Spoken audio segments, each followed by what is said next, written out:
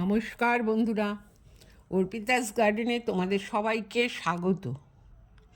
ফেব্রুয়ারি মাসে আমাদের জবা গাছের প্রুনিং এবং রিপোর্টের কাজটা নিশ্চয়ই সবারই করা হয়ে গেছে। ডরমেন্সির পর যখন আমরা এই জবা গাছকে রিপোর্ট করি বা প্রুনিং করি, তখন কিন্তু আমরা এই জবা গাছে যথেষ্ট পরিমাণে খাবার দিয়েছি। কম্পোস্ট, হাড় গুঁড়ো, শিংকুচি, সর্ষের খোল, নিম খোল, এই সমস্ত খাবার কিন্তু আমরা দিয়ে দিয়েছি। মার্চ মাস থেকে আমাদের জবা গাছে অনেক বেশি ফুল ফুটতে কিন্তু শুরু করে। সেই জন্য আজ আমি তোমাদের দেখাবো আমরা মার্চ মাসে জবা গাছে কী ধরনের খাবার দেব। দেখো, এই মার্চ মাসে আমরা যে খাবারটা প্রথমত দেব সেটা হলো চালের গুঁড়ো। দেখো, এখানে আমি বেশ কিছুটা চাল গুঁড়ো করে নিয়েছি। আমরা কম দামি চাল এভাবে কিনে নিয়ে আমরা কিন্তু একদিন ভিজিয়ে রেখে তারপরের দিন একটু শুকনো করে আমরা কিন্তু মিক্সিতে বেটে নিলেই তৈরি হয়ে যাবে এরকম চালের গুঁড়ো। এই চালের গুঁড়োতে আছে বিভিন্ন রকম খনিজ মৌল, যেমন calcium, iron, manganese, magnesium, potassium, zinc, এরকম নানা ধরনের খনিজ মৌল থাকে। এছাড়াও থাকে প্রোটিন, ফ্যাট, শর্করা। এই চালের গুঁড়োতে থাকা এই নিউট্রিয়েন্টগুলো আমাদের যে কোনো গাছের বৃদ্ধিতে এবং ফুল ফল আনতে কিন্তু সাহায্য করে। দেখো, আর নিয়ে নেব বেশ কিছুটা কলার খোসা, এইভাবে শুকিয়ে নেব। দেখো, এই কলার খোসা তোমরা যদি চাও এটা কিন্তু মিক্সিতে ডাস্ট করেও নিতে পারো। ডাস্ট কিন্তু খুব তাড়াতাড়ি কাজ করে। আমি এখানে এই কলার খোসাগুলোকে একটু রোদ্রে এইভাবে শুকিয়ে নিয়েছি। দেখো, এই কলার খোসা আর চালের গুঁড়ো আমরা যখন আমাদের টবে দেব তখন কিন্তু টবের মাটিটা একটু এইভাবে খুশে নেব। দেখো, আমি এইভাবে টবের মাটিটাকে খুশে নিচ্ছি। দেখো, এইভাবে টবের মাটিটা খুশে নেওয়ার পর আমরা টব বুঝে 2 থেকে 3 চামচ এই চালের গুঁড়ো আমরা টবের এই ধার বরাবর দিয়ে দেব। এই চালের গুঁড়ো একটু যদি কম বা বেশি হয় তাতে কিন্তু গাছের কোনো রকম ক্ষতি হবে না, কেননা এটা একটা জৈব খাবার।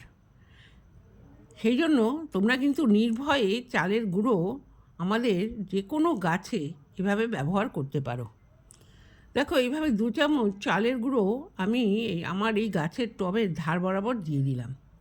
তারপর এই যে কলার খোসাগুলো শুকিয়ে রেখেছিলাম, এই কলার খোসাগুলো আমরা টবে দিয়ে দেবো এইভাবে। দেখো, এই কলার খোসায় আমরা সবাই জানি প্রচুর পরিমাণে পটাশিয়াম থাকে। এই পটাশিয়াম থাকার জন্য কলার খোসা দিলে কিন্তু গাছে ফুল আসবে। এইভাবে দিয়ে দেওয়ার পর দেখো, আমি যে মাটিটা খুশে রেখেছিলাম সেটা এইভাবে খাবারের ওপর দিয়ে দেব, অর্থাৎ খাবারটাকে মাটি দিয়ে ঢেকে দেব। দেখো, আমি এইভাবে ঢেকে দিলাম।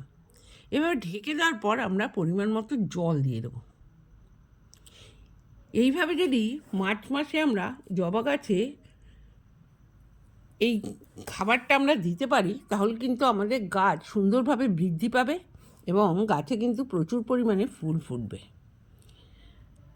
দেখো, দ্বিতীয়ত আমরা যে খাবারটা জবা গাছে দেব, ধরো এই খাবারটা দেওয়ার 10 থেকে 12 দিন পর আমরা এই লিকুইডটা কিন্তু আমাদের জবা গাছে দেব।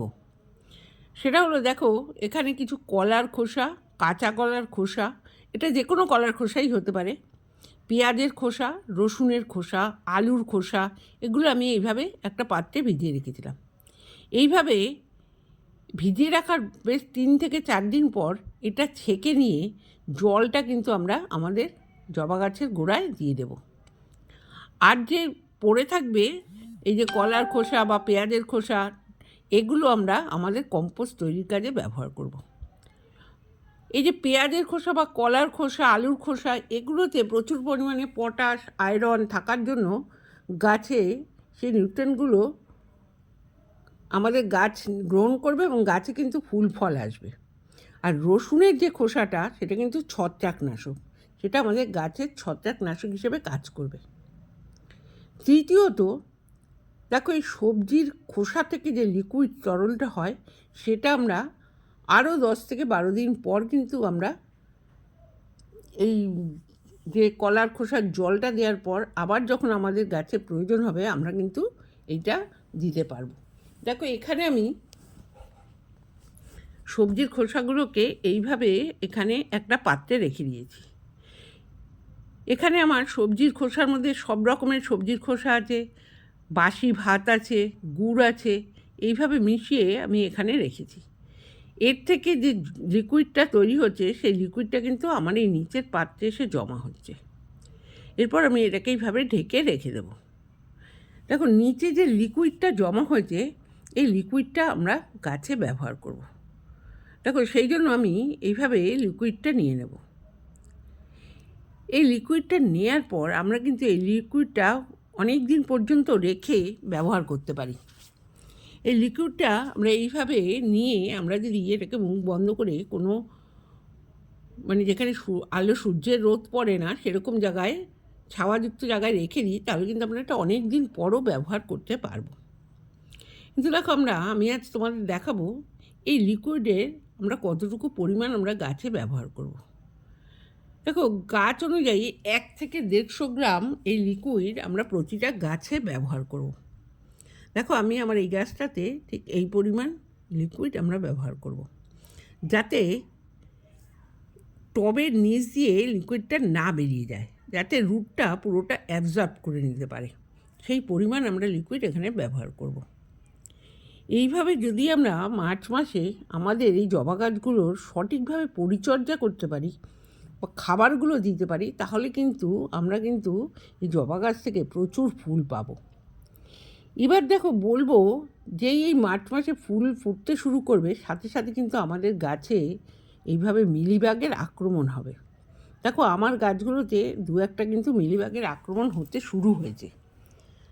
দেখো এই মিলিবাগের আক্রমণ থেকে জবা গাছকে রক্ষা করার জন্য আমাদের কিন্তু অবশ্যই এই সময় থেকে কীটনাশক ব্যবহার করতে হবে। এই কীটনাশক তোমরা কাকা কীটনাশক ব্যবহার করতে পারো। কাকা কীটনাশক 1 থেকে 1.5 ml যদি 1 লিটার জলে গুলে নিয়ে তোমরা বিকেলের দিকে স্প্রে করে দাও, তাহলে কিন্তু এই মিলিবাগ আর থাকবে না। এছাড়া যাদের কাছে কাকা নেই তারা কিন্তু আমরা বাড়িতে যে ঘরোয়া কীটনাশকগুলো তৈরি করি, যেমন ইনো দিয়ে কীটনাশক তৈরি করা বা আমাদের ডিটারজেন্টের সাথে হলুদ মিশিয়ে যে এই মিলিবাগ দূর করার জন্য যে কীটনাশক তৈরি করা, সেগুলো কিন্তু আমরা ব্যবহার করতে পারি গাছে। এই যে কীটনাশকগুলো আমার চ্যানেলে কিভাবে তোমরা তৈরি করবে সেটা আমার চ্যানেলে কিন্তু দেয়া আছে, আমি তোমাদেরকে এই আই বাটনে দিয়ে দিচ্ছি, তোমরা দেখে নিতে পারো। দেখো তারপর বলবো আমাদের জবা গাছটাকে কোথায় রাখতে হবে। এই জবা গাছটাকে কিন্তু আমাদের সম্পূর্ণ রোদে রাখতে হবে। আমরা এই মার্চ মাস থেকে কিন্তু এই রোদে জবা গাছটাকে আমরা রাখবো। আমরা ফেব্রুয়ারি থেকেই রাখা শুরু করেছি, তো আমাদের রাখতেই হবে জবা গাছকে রোদে, কেন রোদে না রাখলে কিন্তু জবা ফুল সেইভাবে ফুটবে না। দেখো তারপর বলবো আমরা সারাদিন জবা গাছে যেমন রোদ লাগাবো বা রোদের জায়গায় রাখবো, তেমন কিন্তু বিকেলে আমাদের গাছটাকে কিন্তু খুব ভালো করে স্নান করিয়ে দিতে হবে। অর্থাৎ পাতাগুলোকে খুব ভালো করে আমাদের জল দিয়ে ধুয়ে দিতে হবে, যাতে গাছটা সালোক সংশ্লেষ খুব ভালোভাবে করতে পারে। এই কাজটা কিন্তু আমাদের করতে হবে। আমার এই ছিল আজকের ভিডিও। তোমাদের জবা গাছে তোমরা যদি এইভাবে সঠিক পরিচর্যা করতে পারো এই মার্চ মাসে, তাহলে কিন্তু তোমরা এই মাস থেকেই এই জবা গাছে প্রচুর পরিমাণে ফুল পাবে। আমার এই ভিডিওটা তোমাদের যদি ভালো লেগে থাকে তাহলে অবশ্যই একটা লাইক, কমেন্ট এবং শেয়ার করে দিও। আর আমার চ্যানেলে তুমি যদি নতুন হয়ে থাকো তাহলে অবশ্যই চ্যানেলটা সাবস্ক্রাইব করে আমার পাশে থেকো। তোমরা সবাই ভালো থেকো, সুস্থ থেকো।